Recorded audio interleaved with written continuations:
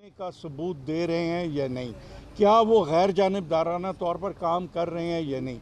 मैं आपकी इतला के लिए अर्ज़ करना चाहता हूँ कि आज बिजनेस एडवाइजरी कमेटी का इजलास था जिसमें बाकायदा तौर पर उनको मदऊ किया गया हुकूमती अरकान को, लेकिन उन्होंने वहाँ पर आने से इनकार कर दिया। आज के असम्बली के इजलास का उन्होंने बायकॉट कर दिया।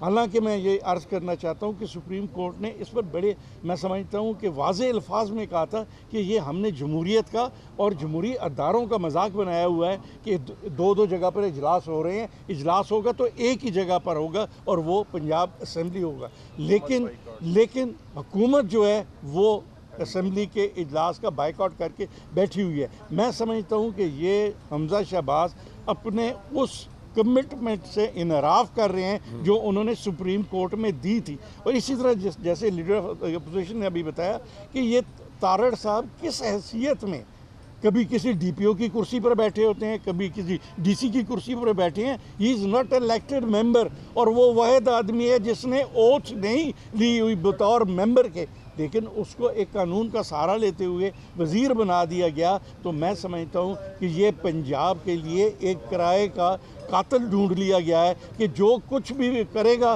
वो किसी के आगे जवाबदेही नहीं है। तो ये मामला चलने वाले नहीं हैं। मैं समझता हूँ कि जो हमारे हलकों में ज़्यादतियाँ हो रही हैं, जो इलेक्शन जहाँ पे हो रहे हैं वहाँ डेवलपमेंट और दूसरे काम जो हो रहे हैं, तमाम इल्लीगल काम हो रहे हैं, हमने आज ये फ़ैसला किया है कि उनके ख़िलाफ़ हमने इंशाअल्लाह ताला सुप्रीम कोर्ट में जाना है और ये सारी सूरत हाल सुप्रीम कोर्ट को हमने बतानी है कि ये सूरत हाल है। और इसी तरह जो हमने रेजोल्यूशन पास किया है सहाफ़ियों पर तशद्दुद और सहाफ़ी बरदरी के ख़िलाफ़ जो कार्रवाइयाँ की जा रही हैं, नाम मेरे भाई लीडर ऑफ द अपोजिशन ने आपको बताए हैं, हमने उसकी भी मज़म्मत की है। महंगाई के मुतल्लिक़ बात हुई, हमने महंगाई की मज़म्मत की है। और इंशाअल्लाह ताला आप यकीन रखें कि हमने इस हुकूमत का डट कर मुकाबला करना है और एक भरपूर तरीके से हमने अपोजिशन का रोल अदा करना है इंशाअल्लाह। मैं आपके सामने सिर्फ दो चीज़ें रखूँगा। कायदे हस्ब इख्तिलाफ सरदार सत्तान साहब ने, राजा बशारत साहब ने आपके सामने सारी चीज़ें रख दी।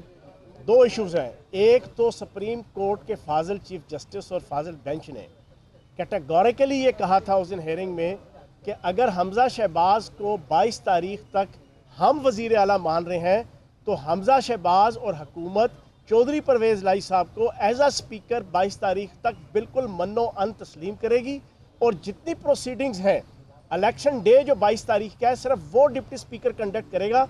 उसके अलावा तमाम के तमाम मामलात एज इट इज़ जो कानून और आइन कहता है वो स्पीकर असम्बली उसको कंडक्ट भी करेंगे, उसको लीड भी करेंगे। आज अगर एडवाइजरी कमेटी की मीटिंग के अंदर हुकूमत नहीं आई तो ये कैटेगोरिकली ये तौहीन अदालत है।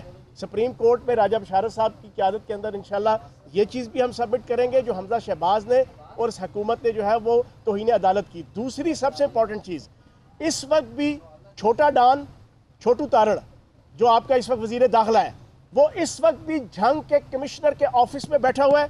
वहाँ पे डीसी भी मौजूद है, वहाँ पे महर असलम भरवाना साहब, वहाँ पे फैसल जबाना साहब, वो दोनों कैंडिडेट मौजूद हैं।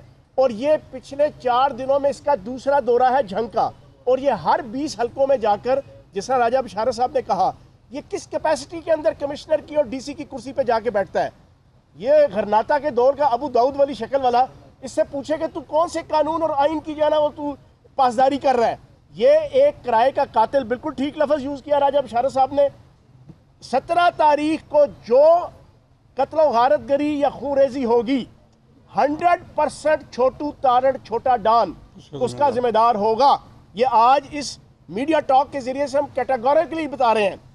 जो गुंडागर्दी होगी, जो बदमाशी होगी नून लीग की तरफ से, जो इंतजामिया की तरफ से, जो पुलिस की तरफ से, उसका होली सोली जिम्मेदार 2 बंदे होंगे, एक हमजा शहबाज, एक ये छोटू तारड़ होगा जो ना।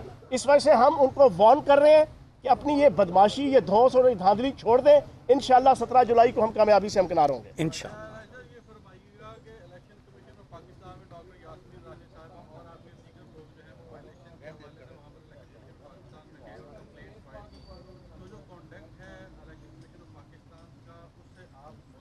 देखें, ये सिर्फ एक हल्के की बात नहीं है। जिस तरह मैंने पहले गुजारिश की है कि जिन जिन हलकों में इंतखाबात हो रहे हैं वहाँ पे जो जो इर्रेगुलरिटीज़ हो रही हैं, हम मुतलका जो इलेक्शन कमीशन के लोग हैं उनको इन्फॉर्म कर रहे हैं। और हम इलेक्शन कमीशन से इस बात की तवक्को करते हैं कि वो फेयर एंड फ्री इलेक्शंस करवाएंगे और ऐसे इलेक्शन करवाएंगे जो शफाफ हों और जिसके नताइज जो है कौम तस्लीम करे।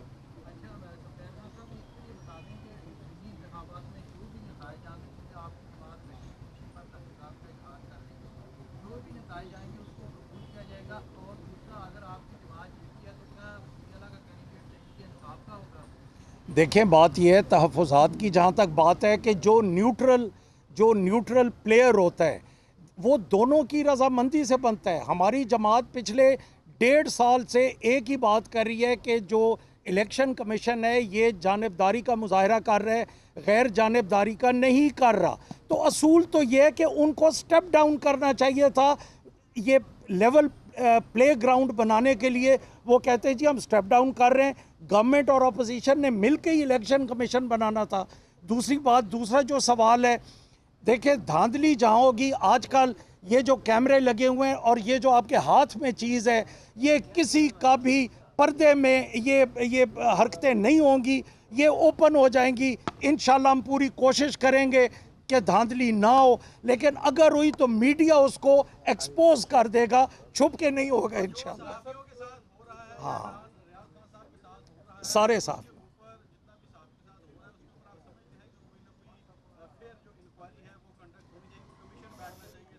कमीशन भी, राज साहब आप बताएं, कमीशन भी होना चाहिए। और आज हमने अंदर करारदाद भी पेश की है और हमने उसकी मजम्मत भी की है।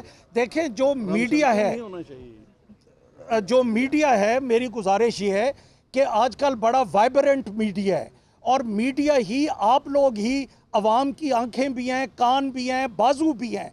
अगर आपको प्रेशराइज करके हक को दबा दिया जाए तो ये बात मुनासिब नहीं है। हमने करारदाद पेश की है इस पे।